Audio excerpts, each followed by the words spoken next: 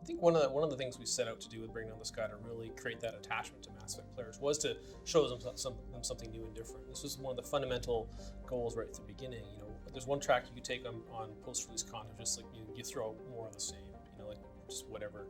Really, we've never had that philosophy all the way from back on the Neverwinter modules that we used to release on the PC to Bring Down the Sky. We want to show them something different types of gameplay they haven't seen, a different character class they haven't seen. And that's what really the fans value. Fans value the ability to expand their view of the Mass Effect universe, and that's what we did with Bring Down the Sky. We had the exact same team making Bring Down the Sky, or a lot of the same people, and we were starting the planning already before we actually had finished Mass Effect 1. And so the challenge being that a lot of us were doing some task switching back and forth between planning that downloadable content module while we were still finishing up Mass Effect 1. But the real advantage then was that we had people, the writers, the tech designers, the animators, everybody who was on Mass Effect 1 who knew the IP so well, working on the downloadable content so that we could integrate it seamlessly. Everything in Mass Effect is the universe hangs in the balance, and we wanted to get that kind of bridge story in right after the main game in a way that we really feel like a continuation of Shepard's adventure. So I really hope that we accomplished that. It was one challenge with Bring Down the Sky, being since it's like a downloadable module that some people will buy, some people won't see.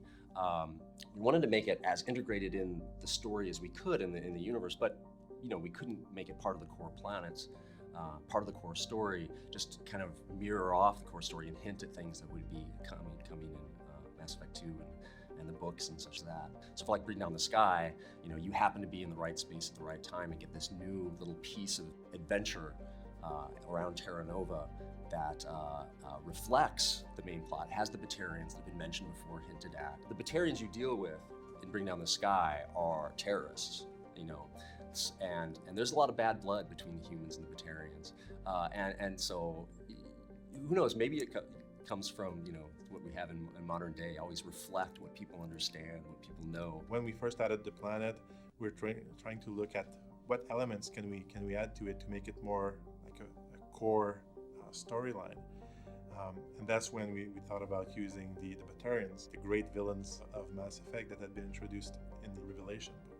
It all started from there. It's like, how do we make them the big villain? And right now, of course, we live in a world where the big villains are the terrorists, right? Like it's no longer the East versus the West and the Cold War. So we wanted to use that to drive how bad these people were, just killing for the sake of killing civilians.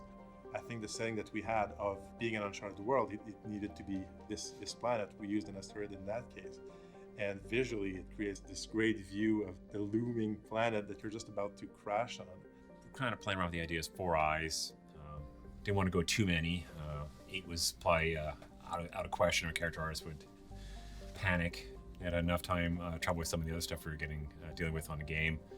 So we drew this up, and basically like this guy here, he had 4 eyes. Kind of the shape of the head is what we wanted. These interesting nostrils, and Matt did a really awesome job on them. We were trying to reuse some of the elements from the original game, and one idea was to take the mining entrance on Therum. I don't know if you remember this, but in the game this had the platform that you kind of walked up to, and then you would go down into the mines.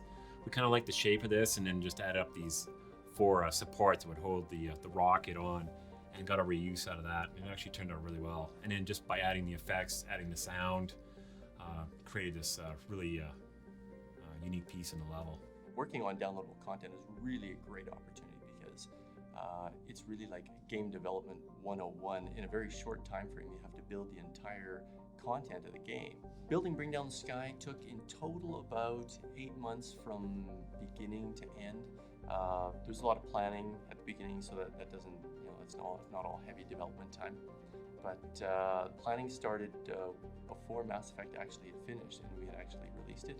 So we knew we can kind of add some interesting challenges to the module, and it kind of opened us up to kind of do a little bit more maybe difficult fights, add some new interesting puzzles. So it's kind of a challenge to us as designers to come in and try to come up with some new ideas. We knew that we couldn't have a code patch, so we're still living within the code base of the first Mass Effect, and it was really fun to kind of try to figure out what could we do new. So we came in and tried to make some more interesting Mako combats. We had like turrets with shields that could kind of, make it so that you can cheat from long distances and snipe them from far away.